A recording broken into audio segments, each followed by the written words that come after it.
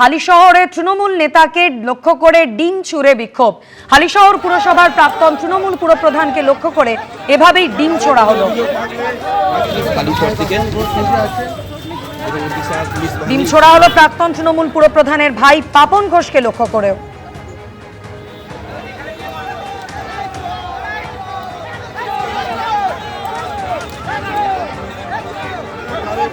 তোলাবাজির অভিযোগে আগেই গ্রেফতার করা হয়েছিল প্রাক্তন তৃণমূল পুরপ্রধান এবং তার ভাইকে। এবং আজ যে ছবি আপনারা দেখতে পাচ্ছেন, হালিশহরে এই দুই তৃণমূল নেতাকে লক্ষ্য করে যেভাবে ডিম ছুড়লেন বিক্ষোভকারীরা, গতকালকের ছবি রেখেছি আপনাদের সামনে। সমীরণ পাল আরো বিস্তারিত এই বিষয় নিয়ে আমাদের জানাবেন। সমীরণ, ঠিক কি পরিস্থিতির সৃষ্টি হয়েছিল? মাধুরী, দেখো তুমি যে কয়েকদিন আগে যে হালিশহর পুরসভার তৃণমূল পুরপ্রধান শুভঙ্কর ঘোষ এবং তার ভাই পাপন ঘোষকে গ্রেপ্তার করে হালিশহর থানা পুলিশ। তাদের বিরুদ্ধে অভিযোগ ছিল এক ব্যবসায়ীর থেকে একটি বহুতল নির্মাণের জন্য 5 লক্ষ টাকা তোলা চাওয়া হয়েছিল এবং এই অভিযোগ ছিল পুরপ্রধান এবং তার ভয়ের বিরুদ্ধে। এবং এই তোলা নেওয়ার অভিযোগে তাদেরকে গ্রেপ্তার করা হয় এবং তারা এই মুহূর্তে পুলিশ হেফাজতে রয়েছে এবং পুলিশ হেফাজতে থাকাকালীন তাদেরকে নিয়ে গতকাল হাজিনগরে একটি নির্মীয়মান বহুতলের তদন্তে যায় এবং ঘটনার পুনর্নির্মাণ করতে চায় পুলিশ। সেই সময় তাদেরকে যখন ঘটনাস্থল থেকে নিয়ে বের করা হচ্ছে, সেই সময় উত্তেজিত জনতা তাদের লক্ষ্য করে ডিম ছোড়ে। অর্থাৎ এতটাই জনরোষ তৈরি হয়, কেননা এর আগেই শুভঙ্কর ঘোষ অর্থাৎ হালিশহর পুরসভার পুরপ্রধান শুভঙ্কর ঘোষের বিরুদ্ধে এলাকার সাধারণ মানুষ ক্ষোভ প্রকাশ করেছিলেন যে এলাকায় উন্নয়ন না করে তারা কাটমানি এবং তোলাবাজি করতেন। আর সেই ঘটনার রোষ আসতে পারে তার ভাই পাপন ঘোষ যখন কয়েকদিন আগে যখন পুরসভায় যান এবং তিনি পুরসভার কর্মী, পুরসভার কাগজপত্র সরিয়ে দিতে যাচ্ছেন, এই রোষে এলাকার বাসিন্দারা পুরসভার সামনে তাকে বেধড়ক মারধর করে। তখনই পুলিশ তাকে উদ্ধার করে নিয়ে যায় এবং পরবর্তীকালে তাকে গ্রেপ্তার করে। এরপর দুই ভাইকে গ্রেপ্তার করার পর পুলিশ হেফাজতে থাকাকালীন গতকাল হাজিনগরে নিয়ে গিয়ে ঘটনার পুনর্নির্মাণ করতে গেলে যখন পুলিশের গাড়িতে তোলা হয়, সেই সময় উত্তেজিত জনতা তাদের জনরোষ আসতে পড়ে তার উপরে এবং তাদের লক্ষ্য করে ডিম ছোড়া হয়। ধন্যবাদ সমীরণ। গাঁজা পাচারের অভিযোগ দাঁতনে গ্রেপ্তার তৃণমূল নেতা। অভিযুক্ত পঞ্চায়েত সমিতির কৃষি কর্মাধ্যক্ষ নন্দগোপাল সাউ। তৃণমূল নেতার বাইকে ডিকি থেকে উদ্ধার গাঁজা। স্থানীয়দের সন্দেহে গতকাল বিকেলে তৃণমূল নেতাকে পাকড়াও করা হয়। পুলিশ এসে পরে গ্রেপ্তার করে তৃণমূল নেতাকে।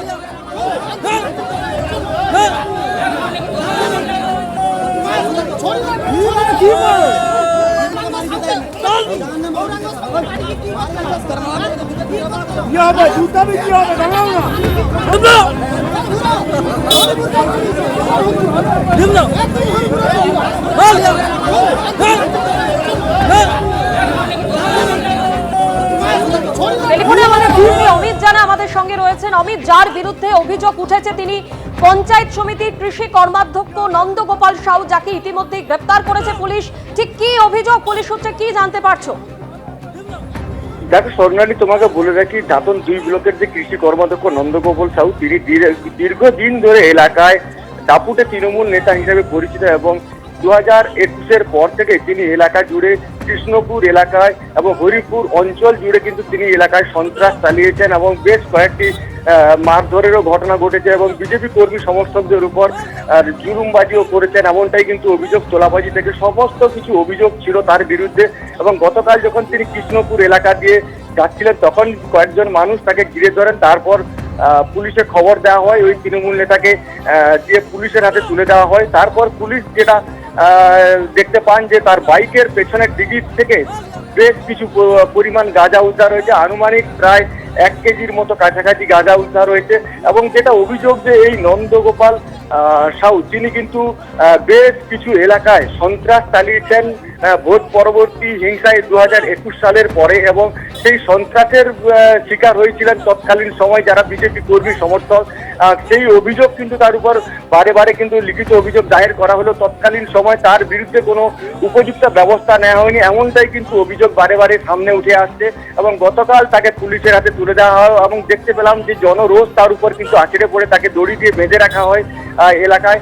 এবং এই ঘটনার পর পুলিশ গিয়ে তাকে উদ্ধার করে এবং আজকে তাকে আদালতে তোলা হবে, এমনটাই কিন্তু জানতে পেরেছি। স্বর্ণালী, ধন্যবাদ।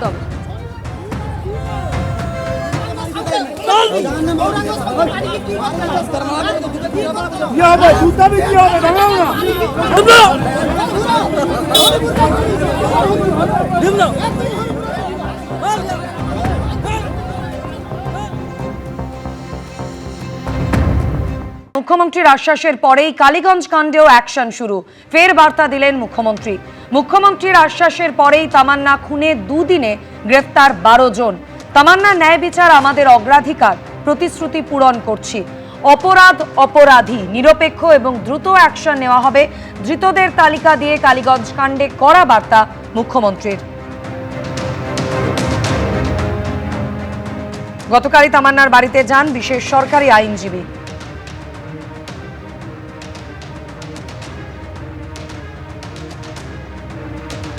কেটে মেয়েটাকে ভালো মতো মানুষ করে ইচ্ছে ছিল ডাক্তার বানাবো, তো তার জন্য যতটুকু আয় করতে সব ধরা পড়ে গেছে একজন ছাড়া।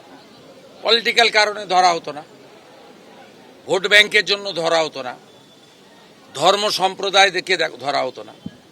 এদেরকে লাইনে আনার দায়িত্বটা আমাদের। আমি আইনের বাইরে কিচ্ছু করতে কাউকে বলবো না। আইনে যা যা আছে সেটা হতো না, সেটা হবে।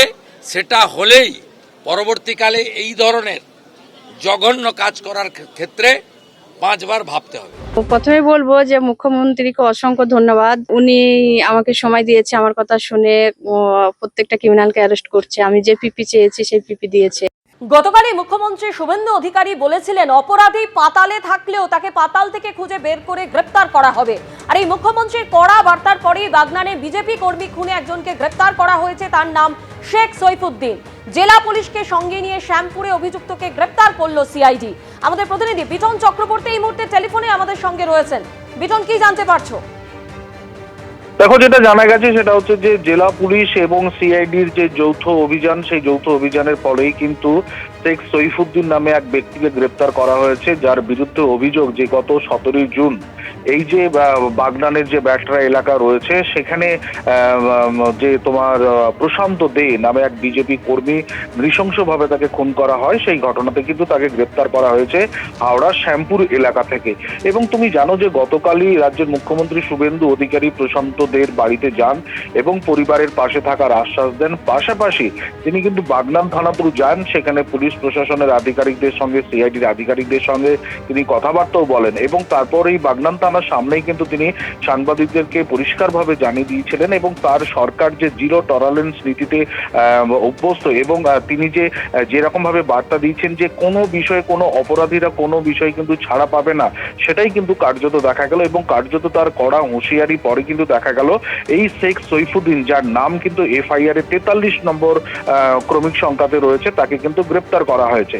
এবং মুখ্যমন্ত্রী যেটা বলেছিলেন যে যেই অপরাধী হোক না কেন, সে পাতালের যদি নিচেও যদি থাকে, সেখান থেকে কিন্তু তাকে খুঁজে বের করানো হবে।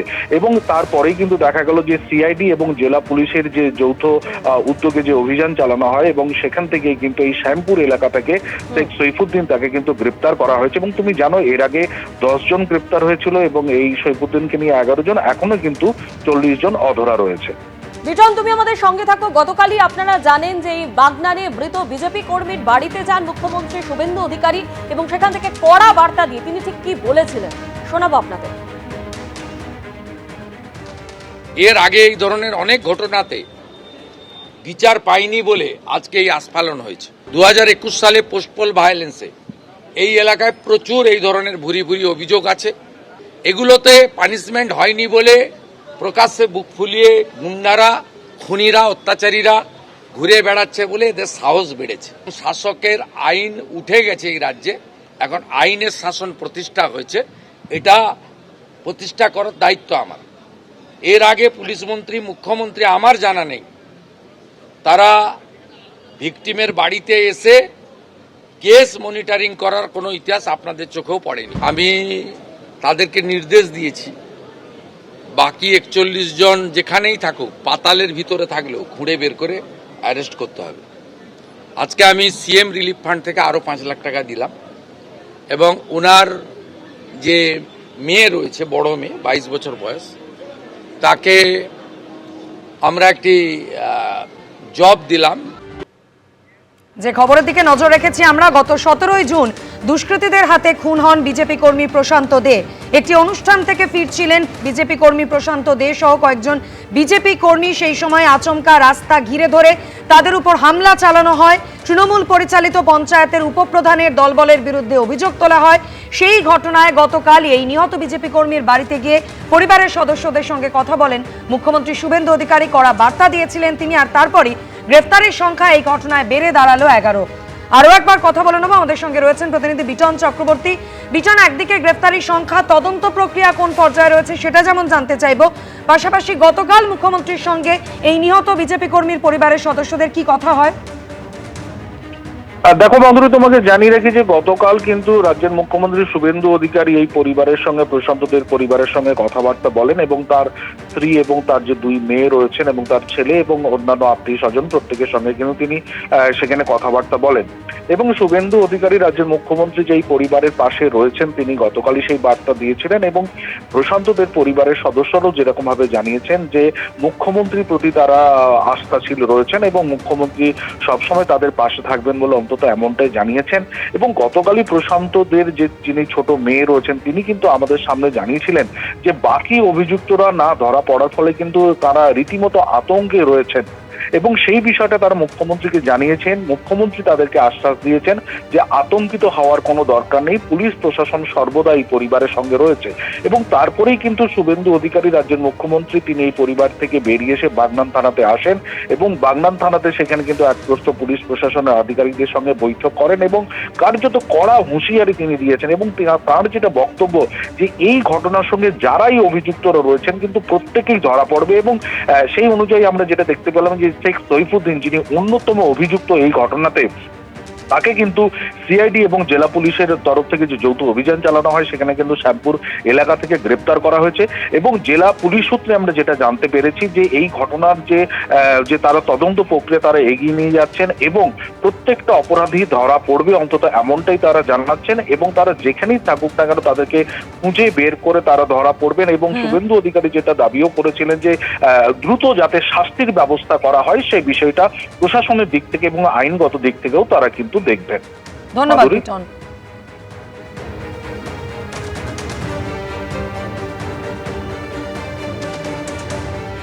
গতকালই বাগনানে নিহত বিজেপি কর্মীর বাড়িতে যান মুখ্যমন্ত্রী শুভেন্দু অধিকারী এবং সেখানে দুষ্কৃতীদের বিরুদ্ধে ফের কড়া বার্তা দেন মুখ্যমন্ত্রী শুভেন্দু অধিকারী। তিনি বলেন 2021-এ ভোট পরবর্তী হিংসায় এই এলাকায় প্রচুর অভিযোগ আছে, শাস্তি হয়নি বলে বুক ফুলিয়ে ঘুরে বেড়াচ্ছে গুন্ডারা, খুনিরা। শাসকের আইন উঠে গেছে, রাজ্যে আইনের শাসন প্রতিষ্ঠা হয়েছে, পাতালের ভেতরে থাকলেও খুঁড়ে বের করতে হবে এবং গ্রেপ্তার করতে হবে দুষ্কৃতীদের। এবং এই বার্তার পরেই আপনারা জানেন একজনকে গ্রেপ্তার করেছে সিআইডি। মুখ্যমন্ত্রীর এই কড়া বার্তার পরেই একজনকে গ্রেপ্তার করা হয়েছে। বাগনানে নিহত বিজেপি কর্মীর বাড়িতে দাঁড়িয়ে এইভাবেই কড়া বার্তা দিয়েছিলেন গতকাল মুখ্যমন্ত্রী শুভেন্দু অধিকারী। আর ইতিমধ্যেই আপনাদের যেমনটা জানাচ্ছি সিআইডি এবং পুলিশের যৌথ অভিযানে আরো একজনকে গ্রেপ্তার করা হয়েছে। আর এই নিয়ে এই ঘটনায় গ্রেপ্তারির সংখ্যা বেড়ে দাঁড়ালো 11। আর অন্যদিকে গতকালই মুখ্যমন্ত্রী শুভেন্দু অধিকারী পরিবারের পাশে থাকার আশ্বাস দেন এবং নিহতের মেয়েকে চাকরির কথাও বলেন। মুখ্যমন্ত্রী আমাদের পাশে ছিলেন, থাকবেন।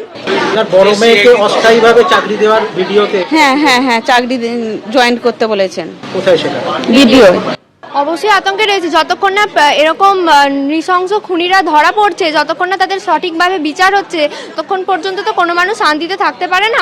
মুখ্যমন্ত্রী একমাত্র আশ্বাস দিলেন এটাই যে আমাদের বিচার আমাদের যেভাবে তদন্ত চালানো হচ্ছে সেভাবে তদন্ত উনি চালিয়ে যাবেন, এরপরে বিচার কার্য এগোবে আর দোষীদের শাস্তি হবে, এটা উনি আমাদের আশ্বস্ত করেছেন।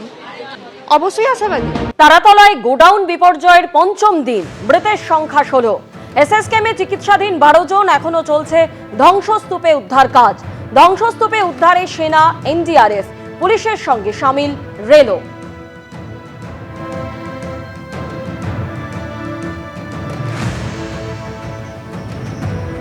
এখনো পর্যন্ত এই ঘটনায় মৃতের সংখ্যা 16 জন। আর অন্যদিকে এসএসকেএমে চিকিৎসাধীন 12 জন। এখনো চলছে ধ্বংসস্তূপে উদ্ধার কাজ। এর আগে আপনারা জানেন যে এই দুর্ঘটনায় ঠিক যে পরিস্থিতি তৈরি হয়, অনেকেই যারা ভেতরে আটকে পড়েছিলেন তাদেরকে একেবারে যুদ্ধকালীন তৎপরতায় একদিকে যেমন উদ্ধার করা হয়, অন্যদিকে যারা আহত তারা এই মুহূর্তে এসএসকেএম হাসপাতালে ভর্তি রয়েছেন। তাদের মধ্যে কয়েকজন যারা সুস্থ হয়ে উঠেছেন, কয়েকজনকে ছেড়েও দেওয়া হয়েছে। আর ইতিমধ্যেই মৃতের সংখ্যা দাঁড়িয়েছে 16 জন। এখনো ঘটনাস্থলে চলছে উদ্ধার কাজ। যে উদ্ধার কাজে সামিল হয়েছেন সেনা, এনডিআরএফ, পুলিশের সঙ্গে রয়েছে রেলও।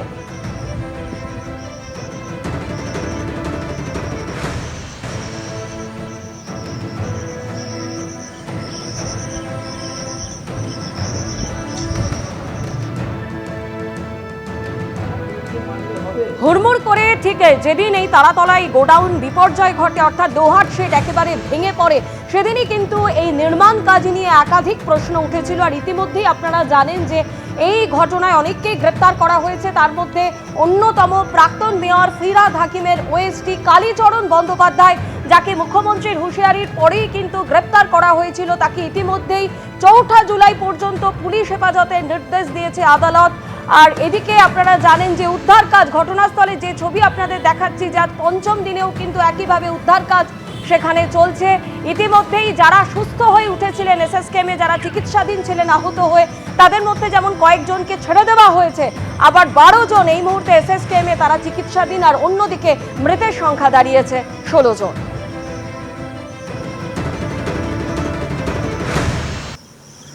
মৃত্যুপুরীর মাঝেই বাঁচার লড়াই, গোডাউন বিপর্যয়ের পরের মুহূর্তের ছবি, আহত শ্রমিক মানিক চাঁদের দেওয়া ভিডিও।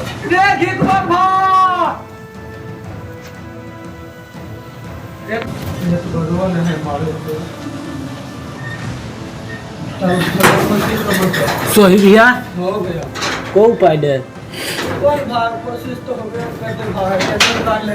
बजरंग बली के नाम लेके कोई रास्ता दो है। बजरंग बली जब जिंदा रख लो तो निकाल दो यहाँ से।